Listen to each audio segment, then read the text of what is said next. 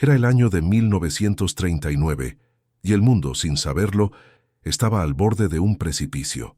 Europa, un continente de historia y cultura milenarias, fue súbitamente engullida por una oscuridad que parecía no tener fin, un velo de humo y pavor que se extendía de este a oeste. El aire pesado, cargado con el olor metálico de la pólvora y el pavor de una nueva era, anunciaba la guerra total. Ya no era una disputa por territorios o ideologías, sino una lucha por la propia existencia, donde la humanidad parecía empeñada en autodestruirse con una ferocidad nunca antes vista. Los cielos, antes azules y serenos, se transformaron en un escenario de horror y desesperación.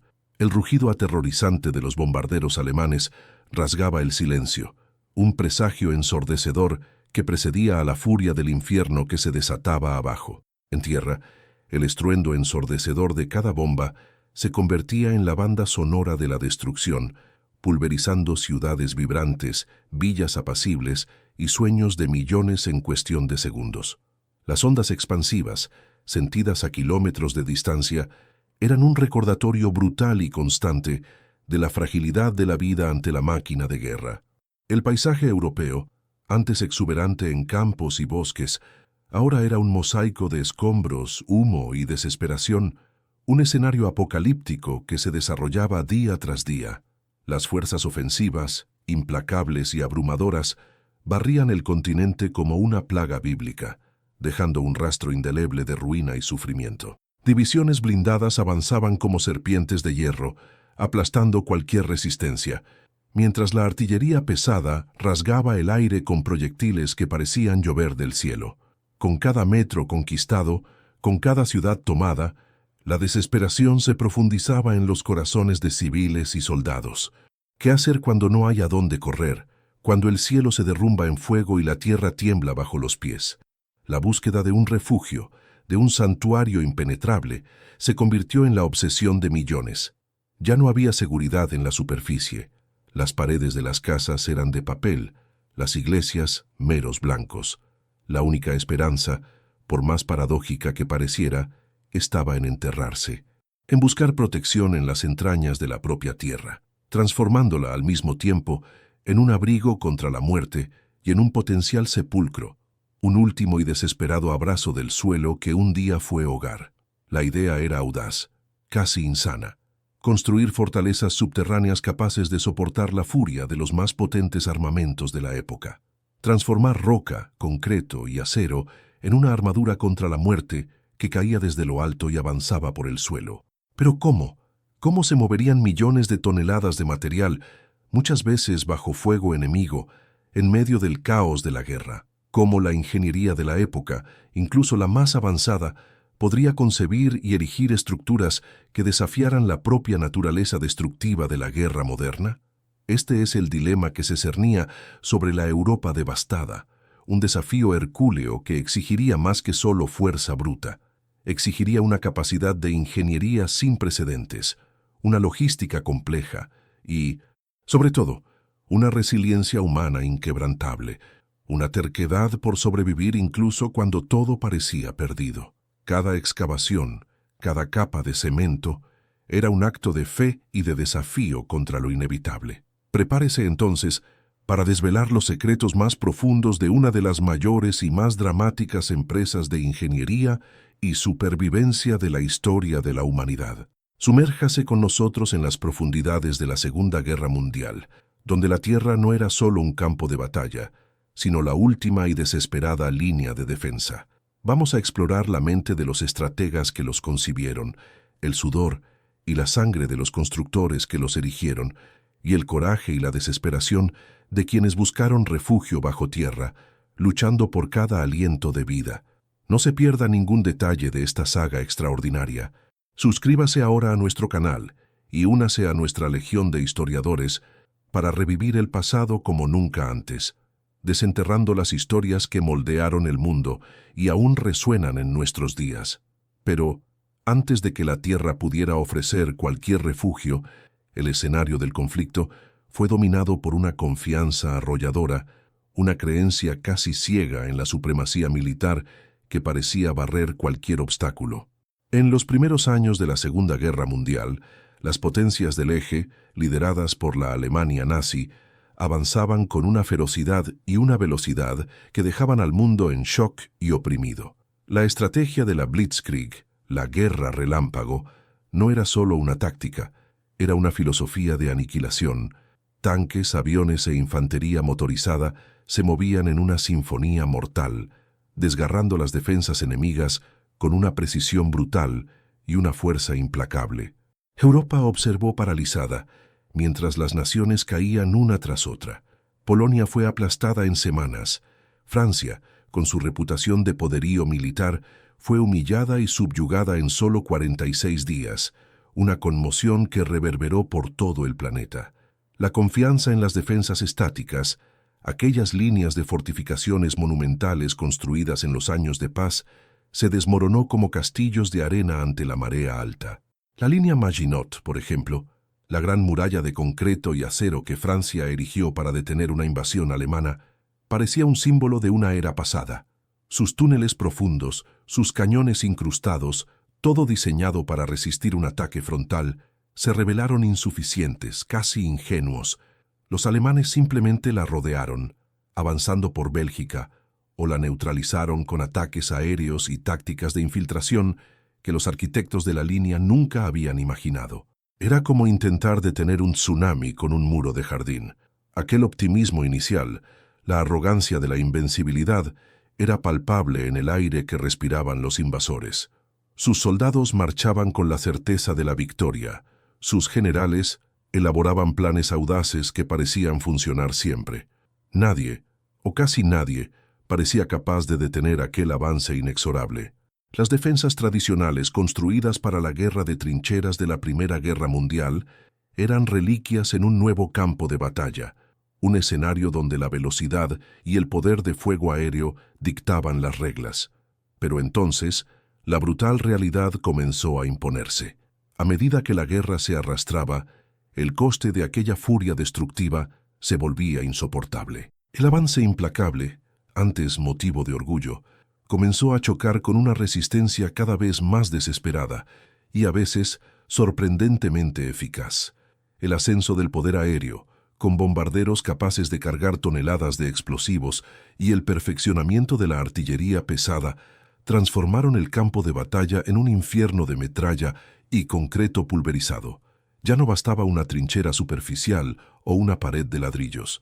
La guerra moderna exigía una nueva forma de protección, algo que pudiera resistir la fuerza de una bomba de 500 kilos o el impacto directo de un proyectil de gran calibre. La necesidad de refugios impenetrables dejó de ser una preocupación estratégica para convertirse en una prioridad desesperada. El optimismo inicial dio paso a una urgencia febril. Civiles, militares, gobiernos, todos se vieron ante la misma y aterrorizante cuestión: ¿cómo sobrevivir a esa nueva era de destrucción total? ¿Cómo proteger a soldados en líneas de frente, centros de comando vitales, ciudades enteras e incluso líderes de naciones? La respuesta, casi por instinto de supervivencia, apuntaba al mismo lugar: el subsuelo. La idea de enterrarse, de construir fortalezas subterráneas capaces de desafiar la propia furia de la guerra, dejó de ser una alternativa y se convirtió en la única esperanza viable. Pero esa no era una tarea para los débiles de corazón. La carrera contra el tiempo para erigir esas estructuras monumentales comenzó. Una batalla silenciosa, librada bajo tierra, mientras el infierno de la guerra se esparcía y consumía el mundo de arriba. Cada día de retraso significaba más vidas perdidas, más ciudades en ruinas, un paso más hacia el abismo. Imaginé el escenario, en medio del caos de los bombardeos, con el suelo temblando bajo los pies y el sonido distante de cañones. Ingenieros y trabajadores, muchos de ellos civiles, prisioneros de guerra o reclutados a la fuerza, recibían la tarea de mover montañas de tierra y roca. Necesitaban excavar, cementar y fortificar, transformando lo que era macizo y natural en algo aún más resistente, algo que pudiera desafiar la fuerza de la propia naturaleza y la locura humana. La logística era una pesadilla. ¿Cómo transportar toneladas de concreto, acero y otros materiales esenciales a lugares remotos o bajo constante amenaza? cómo garantizar la seguridad de los trabajadores mientras el enemigo sobrevolaba o avanzaba por tierra. La urgencia era una fuerza motriz, pero también una pesada carga. Cada metro de excavación, cada losa de concreto vertida, era un acto de desafío contra la muerte. La promesa de un abrigo seguro, un santuario contra el fuego y el acero, era lo que impulsaba a estos hombres y mujeres a trabajar en condiciones inhumanas, muchas veces sin descanso, sin alimentación adecuada, bajo la mira de guardias o la amenaza constante de un ataque enemigo. Estaban construyendo más que simples estructuras, estaban construyendo la propia esperanza, un último reducto para la supervivencia en un mundo que parecía determinado a autodestruirse. La visión era clara: crear laberintos subterráneos, cámaras de concreto armado, túneles impenetrables que pudieran albergar tropas, armamentos, hospitales e incluso poblaciones civiles enteras. Desde los refugios antiaéreos improvisados en Londres, excavados a toda prisa bajo las casas, hasta los complejos militares fortificados de la línea Sigfrido alemana, cada búnker era un testimonio del ingenio humano y de su desesperada búsqueda de seguridad. La tierra, antes vista como campo de batalla, ahora era la última frontera de defensa, el único lugar donde la vida aún podía agarrarse en medio de la aniquilación. La construcción de estos refugios no era solo una cuestión de ingeniería, sino de resiliencia, de fuerza de voluntad contra todas las probabilidades. Era un recordatorio sombrío de que, cuando el mundo sobre la superficie se convertía en un infierno, la única opción era cavar más profundo, buscando en la oscuridad del subsuelo una tenue llama de esperanza. Y así, bajo el estruendo de las bombas y el avance de las tropas, millones de manos comenzaron a moldear la tierra, transformándola en una coraza contra la furia de la Segunda Guerra Mundial. La audacia de la empresa era impresionante. No se trataba de una simple excavación, sino de una ingeniería monumental, un desafío que ponía a prueba los límites de la tecnología y de la resiliencia humana. Con cada metro de profundidad, con cada túnel que se abría, surgían obstáculos colosales. El suelo, a veces rocoso e infranqueable, otras veces arenoso e inestable, exigía soluciones innovadoras, muchas veces improvisadas bajo la urgencia de la guerra.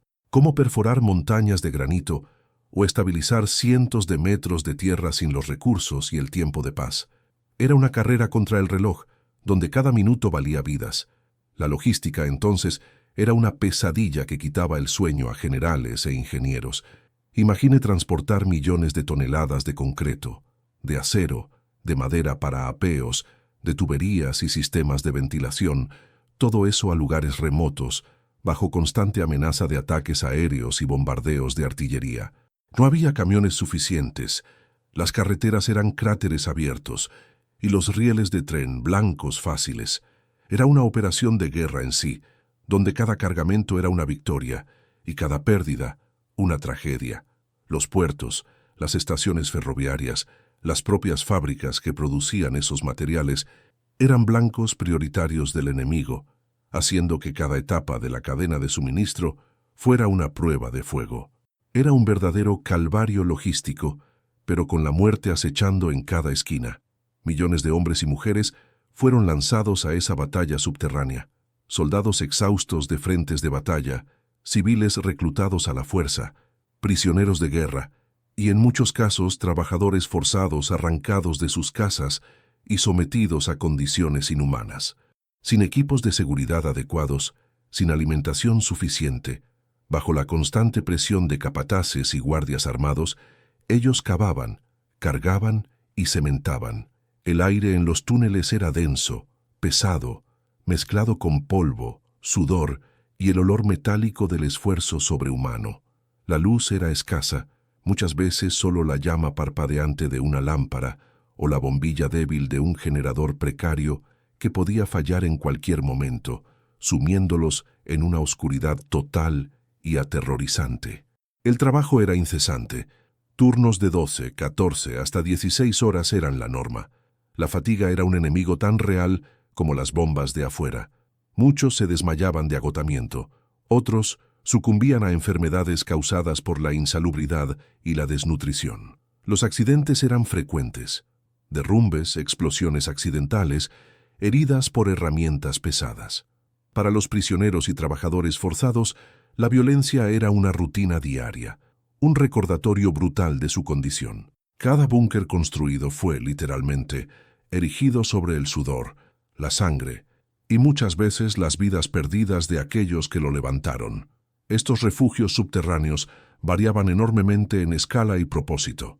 Estaban los refugios civiles, excavados a toda prisa bajo las ciudades, muchas veces simples trincheras revestidas de madera o concreto, donde familias enteras se amontonaban en medio del terror de los ataques aéreos. En Londres, por ejemplo, el metro se transformó en un gigantesco búnker improvisado, con miles de personas durmiendo en las vías, buscando un refugio contra la Blitz. Eran lugares de desesperación, pero también de una extraña solidaridad, donde los vecinos compartían lo poco que tenían y la esperanza de un nuevo amanecer. Por otro lado, estaban los complejos militares fortificados, verdaderas ciudades subterráneas. La línea Siegfriedo alemana, por ejemplo, era una red laberíntica de búnkeres interconectados, casamatas, puestos de observación y túneles, diseñada para ser una barrera impenetrable. En la costa atlántica, el muro del Atlántico era una serie de fortalezas de concreto masivo, armadas con cañones pesados y ametralladoras, esperando una invasión que nunca se sabía cuándo vendría. Estos búnkeres no eran solo refugios, eran fortalezas, centros de comando, hospitales de campaña, depósitos de munición, bases para submarinos e incluso fábricas secretas. Algunos eran tan grandes que podían albergar a miles de soldados y toneladas de equipos, con sistemas propios de energía, ventilación y comunicación, diseñados para resistir un asedio prolongado. La vida dentro de esos túneles oscuros y húmedos era una prueba constante a la cordura. La claustrofobia era un compañero silencioso, la oscuridad, una amenaza constante a la mente. El sonido del goteo del agua resonaba en los pasillos, mezclándose con el crujido metálico de las estructuras y el murmullo apagado de las voces. Afuera, el mundo explotaba. Adentro, la vida estaba suspendida. Una existencia en un limbo gris y sofocante. El miedo a los derrumbes era real, tangible. Cada temblor del suelo, cada explosión distante, hacía saltar el corazón, imaginando si esa sería la vez en que el techo se vendría abajo, transformando el refugio en una tumba. El impacto psicológico era devastador. La privación de luz solar, de aire fresco, de espacio, corroía el alma. Muchos desarrollaban trastornos de ansiedad, depresión o lo que hoy llamaríamos estrés postraumático, incluso antes de que la guerra terminara. La sensación de estar enterrado vivo, de depender de paredes de concreto para la supervivencia, dejaba marcas indelebles. La esperanza era un lujo que pocos podían permitirse, y en esos paisajes devastados por la guerra, los búnkeres se destacaban como cicatrices en la tierra. Algunos eran discretos, casi invisibles, camuflados bajo la vegetación o entre los escombros, convirtiéndose en puntos de resistencia inesperados, símbolos de la tenacidad de quien los ocupaba. Otros, gigantescos e imponentes, emergían del suelo como monstruos de concreto, testimonios brutales de la opresión, de la dominación o de la desesperada tentativa de aferrarse al poder. Eran monumentos a la resiliencia humana, sí, pero también a su capacidad de destrucción. Eran la materialización del miedo y de la determinación, del ingenio y de la desesperación. Cada uno de ellos contaba una historia, una saga de sudor, de sangre y de una lucha por la supervivencia que desafiaba a la propia muerte. La construcción de esos gigantes de concreto y acero no fue solo una proeza de la ingeniería, fue un reflejo del alma humana en su punto más frágil y al mismo tiempo más fuerte. Con cada capa de cemento, con cada barra de hierro instalada, una oración silenciosa era hecha, un grito mudo por seguridad. Era la esperanza de que, detrás de aquellas paredes impenetrables, la vida pudiera de alguna forma continuar, incluso que por un breve y terrible tiempo. La guerra no era solo sobre destruir, era también sobre construir, en una ironía cruel, los propios refugios contra la destrucción que la humanidad había desencadenado. Pero la esperanza de que aquellas paredes impenetrables garantizarían la vida, pronto se transformaría en un nuevo tipo de infierno, una pesadilla silenciosa y claustrofóbica que pondría a prueba los límites de la resistencia humana. Diseñados para ser santuarios, muchos búnkeres se convirtieron irónicamente en prisiones de concreto, trampas mortales donde la propia protección se convertía en una forma cruel de tormento. Cuando el asedio se cerraba, cuando las líneas de suministro eran cortadas y el enemigo apretaba el lazo arriba, estos reductos de seguridad se sumergían en un aislamiento brutal, una burbuja de desesperación en medio del caos de la guerra. La vida dentro de esas fortalezas sitiadas era una lucha diaria contra la escasez.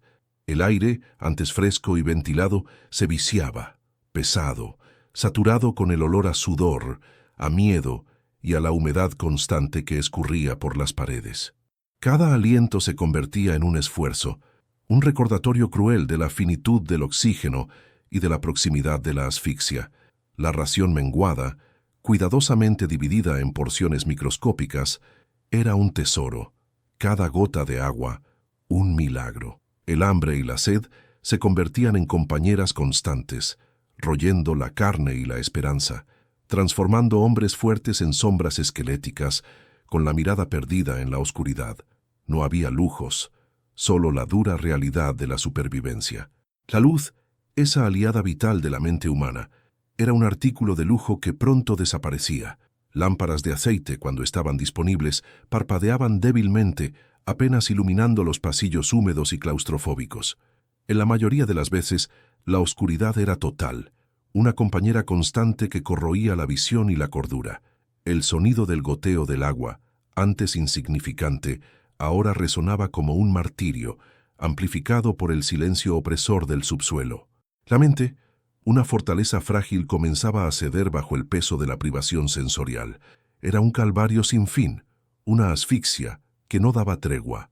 Afuera, la barbarie se intensificaba. El enemigo, frustrado por la resistencia de los búnkeres, recurría a tácticas cada vez más brutales, intentos de ahumar a los ocupantes, de explotar las entradas con cargas masivas, de cavar túneles para minar los cimientos. Todo era válido en la desesperada tentativa de quebrar la voluntad de los defensores. Relatos de atrocidades eran comunes. Prisioneros de guerra usados como escudos humanos, trabajadores forzados ejecutados sumariamente por fallas mínimas, civiles aprisionados en refugios que se convertían en sus propias tumbas. La guerra revelaba lo peor de la humanidad, y los búnkeres eran escenarios silenciosos de esa crueldad. Pero no todo era desesperación. En medio de la oscuridad y el terror, la resistencia, a veces, brotaba de donde menos se esperaba. Historias de coraje y sacrificio se entrelazaban con las de sufrimiento. Soldados que, aún hambrientos y exhaustos, se negaban a rendirse, luchando hasta el último cartucho. Civiles que, unidos por la adversidad, encontraban formas de racionar lo poco que tenían, de mantener la moral alta, con canciones amortiguadas o historias contadas a la luz de las velas. La solidaridad, en su sentido más puro, emergía de la oscuridad, probando que el espíritu humano, incluso bajo el más brutal de los asedios, podía encontrar una llama a la que aferrarse. Era el aguante latino de sobrevivir, la capacidad de improvisar y de encontrar fuerza en la unión. La claustrofobia era un enemigo invisible pero potente. Las paredes de concreto, que antes prometían seguridad, parecían cerrarse cada día. El espacio disminuía, la respiración se hacía más difícil. La sensación de estar enterrado vivo, de no poder ver el cielo, de no sentir el sol, era un martirio constante. Para muchos, el miedo a los derrumbes, de ser aplastados bajo toneladas de concreto y tierra, era casi tan real como el enemigo de afuera.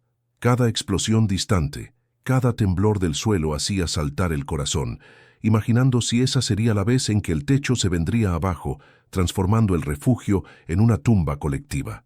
El impacto psicológico era devastador. La privación de luz solar, de aire fresco, de espacio, corroía el alma de forma lenta e implacable. Muchos desarrollaban trastornos de ansiedad, depresión profunda, o lo que hoy sería diagnosticado como estrés postraumático, incluso antes de que la guerra terminara. El enemigo no estaba solo afuera, con sus bombas y balas. Él también se instalaba adentro, en forma de miedo, paranoia y desesperanza. La soledad era un veneno lento, incluso en medio de decenas de otros seres humanos. La certeza de la derrota inminente, para muchos, era una carga más pesada que el propio concreto que los rodeaba. La mente, aislada en su propio infierno, muchas veces sucumbía incluso antes de que el cuerpo lo hiciera. Era una batalla de vida o muerte, no solo contra el enemigo, sino contra la propia cordura. Los búnkeres, antes símbolos de resiliencia e ingenio, se convertían en escenarios de una tragedia humana profunda. Con cada día que pasaba bajo asedio, la línea entre la vida y la muerte, entre la cordura y la locura, se hacía más tenue. La vida subterránea transformaba a las personas, poniendo a prueba sus límites de una forma que pocos podrían imaginar. La esperanza, un recurso tan vital como el agua y el alimento, comenzaba a desvanecerse, sustituida por una resignación sombría. Era un escenario desolador, donde la protección se había convertido en una trampa y la promesa de seguridad en una ilusión cruel. La oscuridad de afuera era solo un reflejo de la oscuridad que se instalaba en las almas de los que estaban atrapados allí dentro, esperando un fin que parecía inevitable. La oscuridad de afuera era solo un reflejo de la oscuridad que se instalaba en las almas de los que estaban atrapados allí dentro, esperando un fin que parecía inevitable. Pero lo inevitable, a veces, no llegaba en silencio. Llegaba con un rugido de trueno, con la furia concentrada de un mundo en guerra, determinado a quebrar incluso las más robustas de las fortalezas. Era el momento de la verdad, el pico del conflicto, cuando los gigantes de concreto y acero serían puestos a prueba final, y la fe en su impenetrable solidez chocaría contra la brutal realidad del poder de fuego moderno. Los ataques directos eran una sinfonía de horror. Olas de bombardeos masivos, con aviones arrojando toneladas de explosivos, hacían la tierra temblar como si estuviera en un terremoto constante. Las bombas de penetración, diseñadas para perforar concreto y acero, rasgaban el suelo y las capas de fortificación, explotando con una fuerza que desintegraba todo a su paso. Adentro, el sonido era ensordecedor, un infierno de ruido que parecía querer implosionar los tímpanos, mezclado con el crujido metálico de las estructuras que cedían y el grito ahogado de los heridos. El humo y el polvo, levantados por las explosiones, llenaban los pasillos, asfixiando a los ocupantes, transformando el aire en una niebla tóxica donde la visión se perdía y el pánico se instalaba.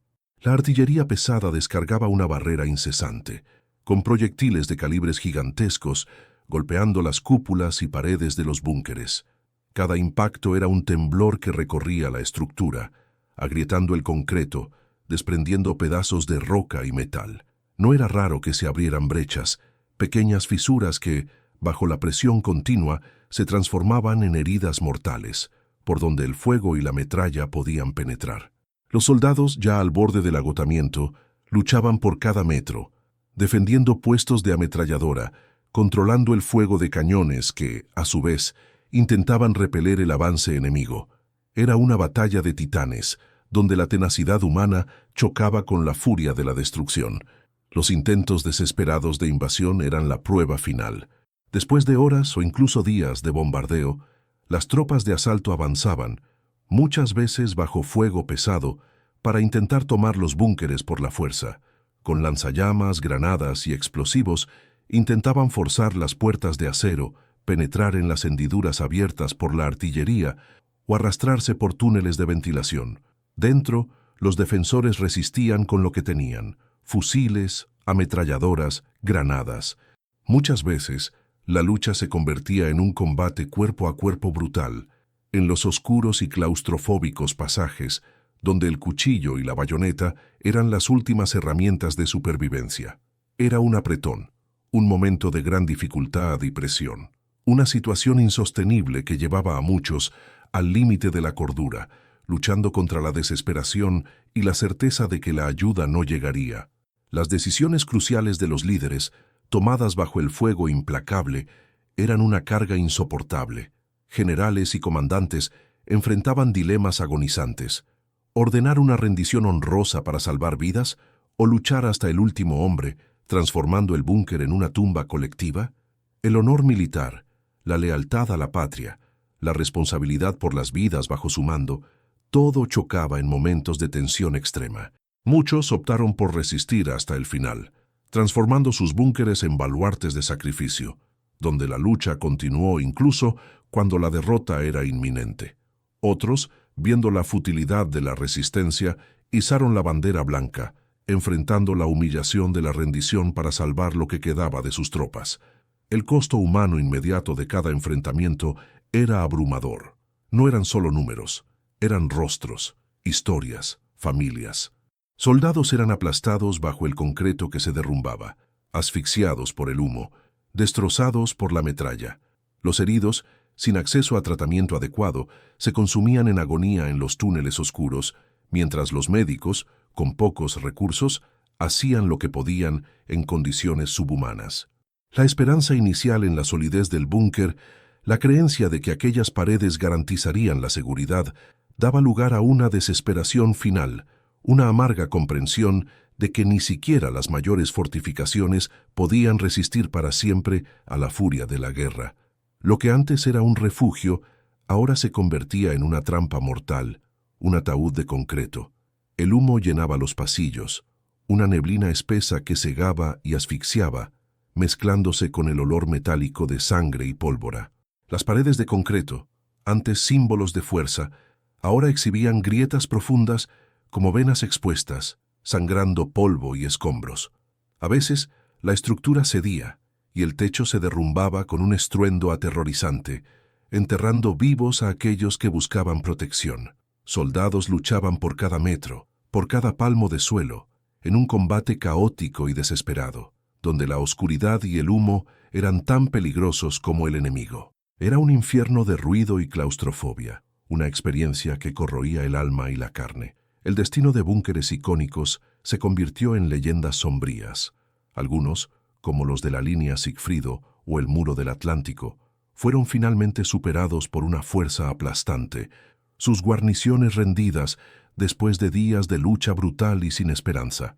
Otros fueron tomados en asaltos sangrientos, sus defensores aniquilados en un último y desesperado acto de resistencia. Hubo casos de búnkeres que resistieron hasta el final de la guerra, sus ocupantes emergiendo a un mundo irreconocible, marcados por las cicatrices del aislamiento y del combate. Y en raras ocasiones, fortalezas que parecían impenetrables fueron simplemente rodeadas, sus ocupantes permaneciendo en sus puestos, aguardando un ataque que nunca vino, atrapados en su propia soledad militar.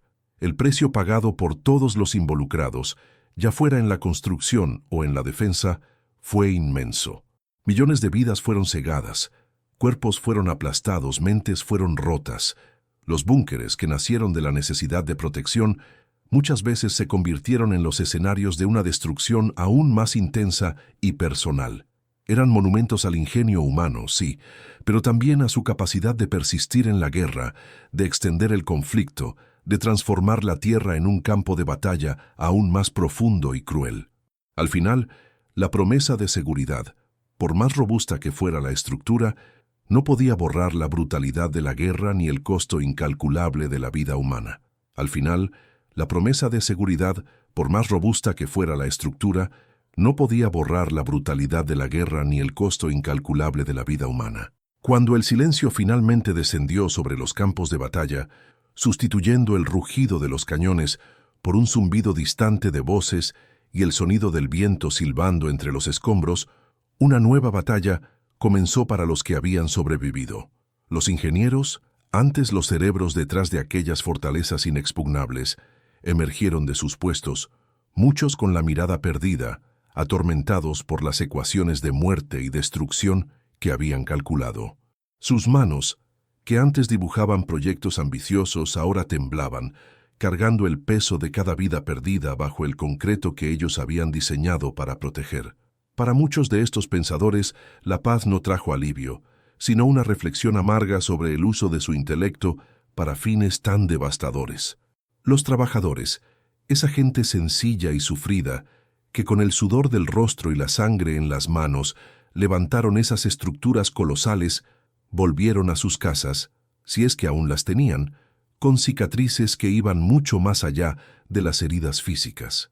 Prisioneros de guerra y trabajadores forzados, algunos liberados de la esclavitud, cargaban en sus cuerpos la extenuación y la desnutrición, y en sus almas, la marca indeleble de la violencia y la desesperación. Muchos nunca se recuperaron, atormentados por los fantasmas de los túneles oscuros, por el olor a pólvora y por el pavor constante de un derrumbe. La vida posconflicto para ellos era una lucha diaria para retomar los lazos con un mundo que había avanzado, pero que para ellos permanecía parado en el tiempo del terror. No fue fácil, para nada, volver a empezar después de tener la vida patas arriba. Y los soldados, los hombres y mujeres que habitaron esos búnkeres, que lucharon y vivieron bajo tierra, enfrentaron un enemigo invisible y persistente: el trauma psicológico, la claustrofobia, el miedo a los derrumbes, la oscuridad, la falta de aire fresco y la constante amenaza de muerte dejaron marcas profundas. Lo que hoy llamamos estrés postraumático era, para ellos, una realidad diaria. Muchos no conseguían dormir en ambientes cerrados. Otros eran atormentados por pesadillas vívidas, reviviendo los momentos de asedio y desesperación.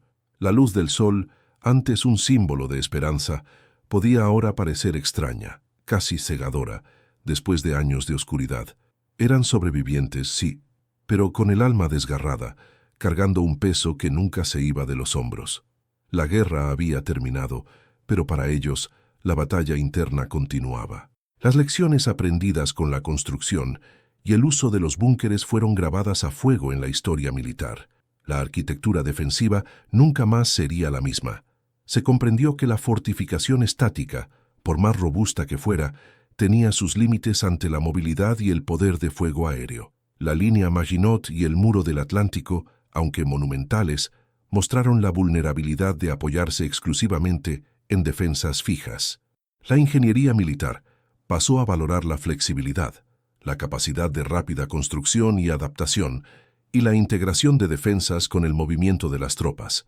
La era nuclear que seguiría traería una nueva urgencia para refugios subterráneos, pero con un enfoque renovado en la capacidad de autosostenimiento y protección contra nuevos tipos de amenazas. El costo humano incalculable de la construcción y de la defensa de esas megaestructuras se convirtió en un recordatorio sombrío de la futilidad de la guerra y del precio de la supervivencia. La percepción de la guerra también cambió.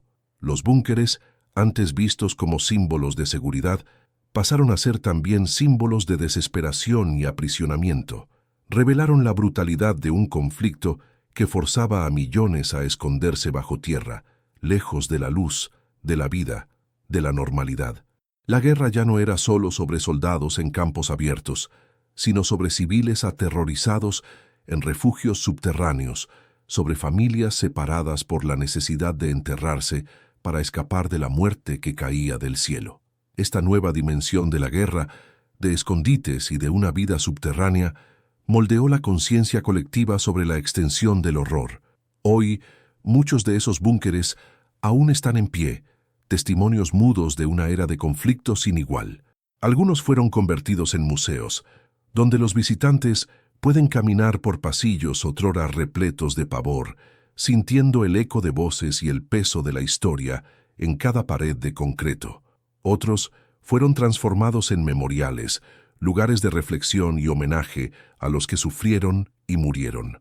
Que hay aquellos que permanecen como ruinas atormentadas, corroídas por el tiempo y la naturaleza, pero aún imponentes en su desolación, sirviendo como recordatorios silenciosos de la capacidad humana para la destrucción y, paradójicamente, para la resiliencia.